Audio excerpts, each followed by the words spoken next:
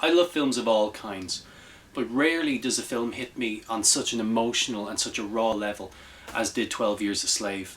This is the new film made by Steve McQueen. It's his third directorial feature after Hunger and Shame, and following on from those, it's a movie experience which is at once, raw, powerful, and quite shattering emotionally. This is my review of 12 Years a Slave. So 12 Years a Slave tells the story of Solomon Northup, who was a free black man living in America. In 1841 he was kidnapped and he was sold into slavery in the South, and he spent the next 12 years in captivity working on cotton plantations for a number of different plantation owners. 12 Years a Slave tells his story in a very visceral and very raw and emotional manner. The 12 Years a Slave was actually released in the US in October of 2013, so it's taken a number of months for it to reach the UK and Ireland. It's only out this weekend over here, certainly in Ireland.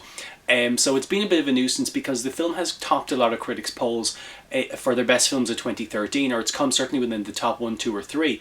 So the film is something that I personally have been waiting an awful long time for. I'm a huge admirer of Steve McQueen's work. I loved Hunger, I loved Shame, and I had really, really high hopes for 12 Years a Slave. Now, when I say I love Steve McQueen's movies, what I would urge you to bear in mind is that the movies are very hard to love. You don't necessarily enjoy these movies. You do admire them and you appreciate the work that they've done, but they're movies which hit you on a very sort of raw and emotional level, so it's very difficult to sort of, I suppose, enjoy the films because they tackle very hard-hitting issues. In Hunger, we have the Northern Irish hunger strikes. In Shame, we have, sex addiction. In this, we have, slavery, which, as Steve McQueen has said in a number of interviews, he did feel that has not been treated appropriately, in mainstream cinema, sort of in the history of cinema as such. And it was his passion when he found out about the book, and he met with the writer of the movie, John Ridley, at a creative writers workshop a number of years ago, that it was his passion to create this movie and tell Solomon Northup's story to a generation who are somewhat, I suppose, kind of largely desensitized to the idea of slavery. So first things first, the movie itself stars Chiwetel Ejiofor as Solomon Northup. There's an absolutely all-star cast in this. All of them are absolutely brilliant. We have Michael Fassbender playing Edwin Epps, who's a plantation owner. We have Lupita Nyong'o, who plays Patsy, who is a slave working on his plantation. Benedict Cumberbatch is in it for a while. He plays William Ford, who's a reverend, and he's the first owner of Chiwetel Ejiofor's character, Solomon Northup. Brad Pitt is in it. There's a bit of a cameo there, and in general terms, I mean, there's a very, very strong cast. Chiwetel Ejiofor plays the role with, I think vast understatement. He's a character who conveys a lot of emotion with his face, with the way he stands, with very subtle quirks, in his mannerisms, with sort of, the way he looks, and, the way, it's not really about what he says, it's really about what he's not saying. And Steve McQueen's direction in this, I think, is absolutely stunning because he lingers long on Chiwetel Ejiofor's face. At the start of the movie, when he's sold into slavery, you can see the absurdity of the situation, etched across his face. He can't understand what's happening. It's so alien to him, this whole concept. It's conveyed beautifully by Chiwetel Ejiofor, and as the film goes along and we see Chiwetel Ejiofor's character develop from sort of a very defined free man holding hope in his heart that he will eventually get free, we gradually see him sort of not becoming accustomed to the life he lives, but I suppose kind of embracing it in the sense that he feels if he embraces it, he will somehow, it will give him hope to survive.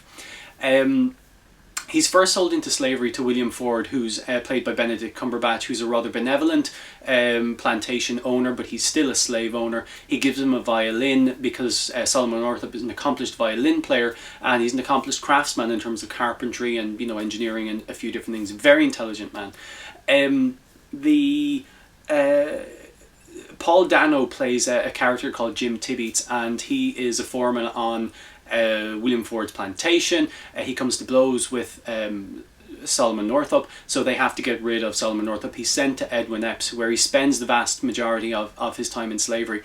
Now, Edwin Epps is played by Michael Fassbender, who plays the role absolutely brilliantly. He is psychotic, he is angry, he's aggressive, He is very scary in the role. He's a guy who, he preaches the word of God, he preaches scripture, but he does not live by it whatsoever. He's a very weird sort of relationship with his wife, because he's sort of, he drinks an awful lot. He puts most of his affections and his attentions onto Patsy, who is played by Lupita Nyong'o, and she doesn't want it, but obviously she can't do an awful lot about it. But she endures her own physical and mental abuse from the wife of Edwin Epps, who sort of can't take it out on her husband, so she takes it out on Patsy.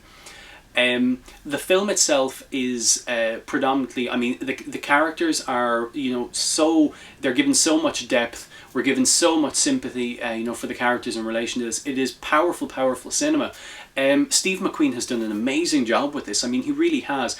The locations where this was filmed were actually filmed on real plantations, or rather historic plantations in the Deep South, in sort of New Orleans and Louisiana.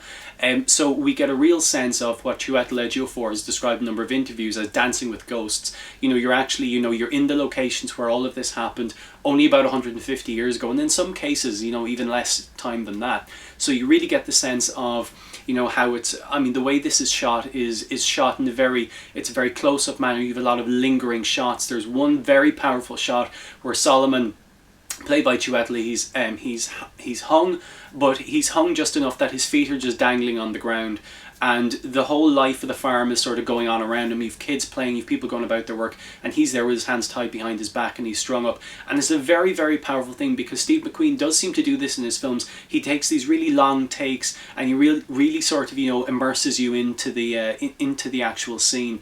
It's very powerfully done, and it's very, very well done. In a number of interviews, Steve McQueen has said that he felt much that, like, because he felt so passionate about this movie, he wanted to film it in a way which was the correct way.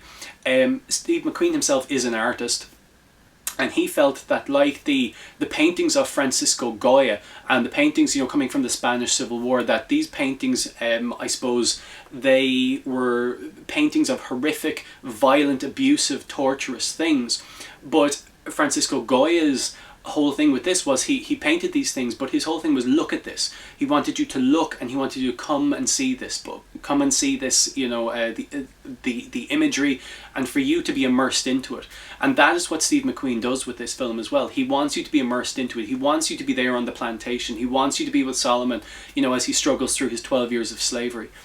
The film itself is intensely powerful. The performances are amazing. Lupita Nyong'o, I have to say in particular, I've never seen her in a film before. I believe this is her debut feature, or her, I mean, she's absolutely wonderful. She's at once, she is, childlike, she's innocent, she is a fragile girl, but at the same time, she obviously has inner strength, which, I mean, she has an abundance, and she's fiercely proud, and she does a number of things, like when she goes to get a bar of soap from the neighbouring plantation, she gets punished for it, and following on from that, I have to say, is one of the most powerful scenes in the film, where she gets punished, and there's a long lingering shot of her back after being whipped, and her back is a ruin. And I have to say, I would be very surprised if you didn't have a lump in your throat, at the end of this.